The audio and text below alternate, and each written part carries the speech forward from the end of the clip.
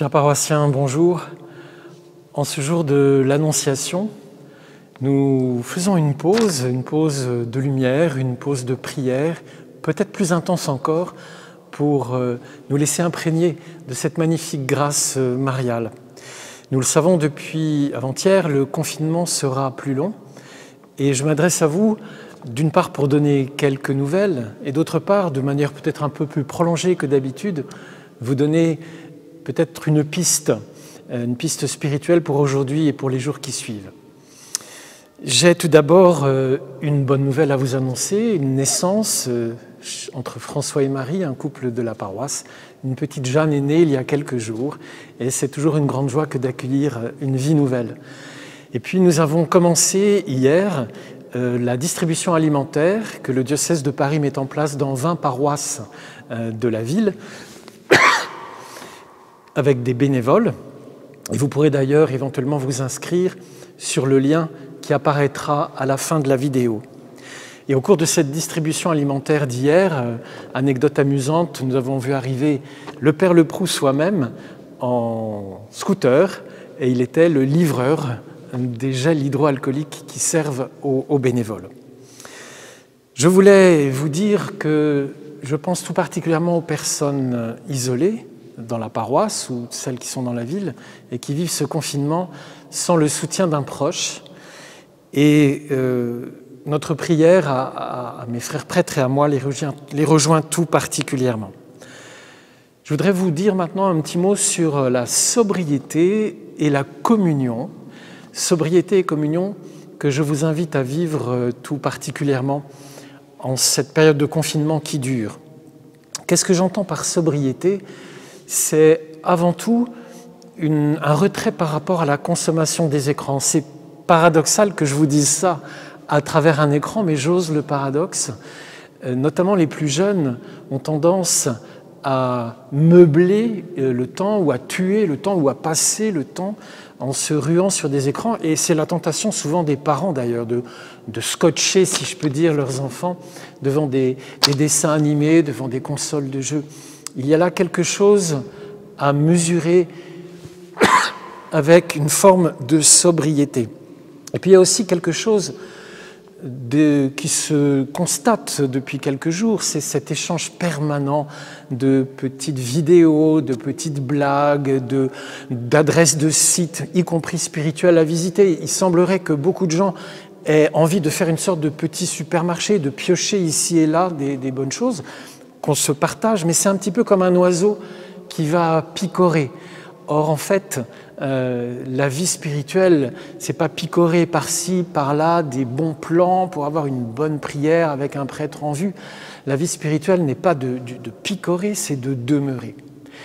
Et demeurer, c'est l'attitude de la Vierge Marie. Et c'est là que nous la rejoignons très profondément. Elle est le silence en qui la parole demeure. Elle est le silence en qui la parole demeure.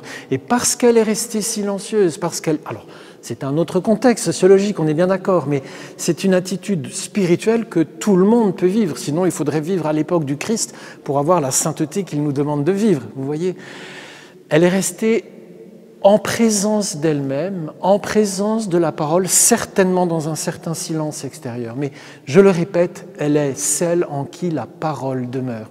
Et pour que la parole demeure en vous, eh bien, il faut l'ouvrir, il faut la lire, il faut éventuellement la partager. Car curieusement, en matière spirituelle, ce que l'on partage, ce que l'on propose à l'autre, demeure en nous. Ma foi, si je la dis, elle s'accroît en moi. Le nom du Christ, si je le propage, il vit plus intensément en moi. La joie de l'esprit, si je la laisse déborder, elle m'habite toujours plus. C'est l'inverse de la consommation d'une batterie. Quand on consomme le courant de la batterie s'épuise. Quand on propage l'énergie du Seigneur, elle se développe en nous. Mais pour cela, il faut demeurer. Alors vous demeurerez comme vous le pensez, en fonction de l'étape où vous en êtes de votre vie spirituelle, mais je voudrais vous encourager à cette sobriété par rapport aux écrans pour pouvoir davantage demeurer dans la parole. Et notamment pour les enfants, les jeunes enfants, ou jusqu'à 10, 12, 13 ans, là où on est un peu plus autonome pour choisir ce qui est bon et encore, les jeux d'excitation, les jeux vidéo ne sont pas la meilleure façon de les éduquer. Et je me fais l'écho de ce que disent beaucoup de pédagogues. Je n'ai moi-même pas l'enfant, bien évidemment. Mais ce que je sais, parce que j'ai été enfant et que je suis toujours un être humain qui apprend, c'est que l'apprentissage qui passe par l'affect, par l'intériorisation, c'est l'apprentissage le plus fécond. Je m'explique. Quand vous dites à un enfant de 6 ans un axiome mathématique, il peut l'apprendre par cœur, bien sûr. Mais si vous lui racontez une histoire dans laquelle il y a des personnages, et sans images projetées sur écran, vous lui racontez le petit chaperon rouge, il va se représenter à sa manière, le petit chaperon rouge. Et c'est cette image intérieure, éveillée par l'écoute du récit, qui va s'imprimer dans sa mémoire. Il aura son chaperon rouge à lui, son loup déguisé en grand-maman à lui. Il aura le petit chemin dans la forêt avec les cailloux blancs qu'il aura inventé parce que son imagination se sera saisie de la parole que vous aurez racontée et il aura été enrichi par l'émergence d'un monde intérieur qui a été mis en mouvement, qui a été rendu manifeste à son imagination par le récit qui lui vient de l'extérieur. C'est ainsi que nous apprenons les choses. C'est quand les notions, c'est quand les connaissances que nous cherchons à assimiler éveillent une image intérieure qui provient de notre fond. Et c'est dans cette circonstance que nous captons la chose, sinon nous l'oublions assez vite parce que la mémoire affective n'a pas été sollicitée. Donc, aidez vos enfants à lire. Aidez-vous vous-même à faire cet acte où, dans une attention à un texte inerte, vous laissez vivre un monde que le texte va mettre en mouvement et qui est le vôtre. Alors il y a une interaction, parce qu'évidemment le texte que vous lisez vous fournit des images, mais c'est vous qui les synthétisez, c'est vous qui les assimilez. Dans l'ordre de cette sobriété par rapport aux écrans, par rapport à picorer un petit peu partout, y compris des choses pieuses et spirituelles, j'aimerais vous recommander la lecture sainte. C'est très simple. Là où vous êtes, c'est plus simple quand on est 2 ou 3, quand on est en famille, mais on peut aussi le faire seul, quand on est confiné tout seul. Un texte biblique, qui est celui du jour par exemple, ou qui sera un des textes de dimanche prochain, vous le lisez posément, après avoir invoqué l'Esprit Saint. Vous le relisez une deuxième fois. Si rien ne match, comme on dit, vous le relisez une troisième fois, posément, peut-être même en le murmurant, et s'il y a ne serait-ce qu'un mot, une demi-phrase, une phrase entière, qui percute un peu votre attention, vous demeurez là-dessus. Vous faites un petit peu comme une vache qui, au moment de la rumination, se pose et rumine ce qu'elle a ingéré. Vous ruminez tranquillement, vous laissez venir les affects, les sensations, les sentiments, pas tellement les idées, plutôt les ressentis intérieurs, très ténus soient-ils, si ténus soient-ils, et pendant quelques minutes, vous vous laissez tout simplement conduire, sans trop vous laisser dévier, par ce qui monte de vous au contact de cette parole de Dieu. Ça n'a pas besoin d'être long, il faut que ça dure quand même au minimum 5-10 minutes. Vous ressaisissez l'attention si elle se perd un peu trop en chemin, et à la fin, vous dites une prière qui vous est comme suggérée par le climat dans lequel vous êtes, après avoir laissé retentir cette parole en vous.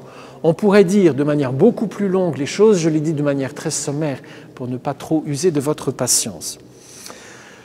Pour terminer ce message, lié à l'Annonciation, lié à cette figure de la Vierge, demeure silencieuse où la parole habite, et c'est parce que la parole habite dans cette demeure intérieure qu'elle a en elle, la Vierge, qu'elle peut donner le Verbe fait chair ensuite.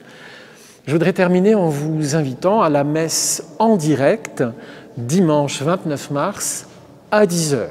C'est l'heure de la messe des familles, je pense qu'elle est tout à fait acceptable, enfin je l'espère du moins, et nous tenterons de vous donner dans les conditions techniques très sobres qui sont les nôtres, cette messe en direct que le nombre d'abonnés sur la chaîne nous permet maintenant de diffuser.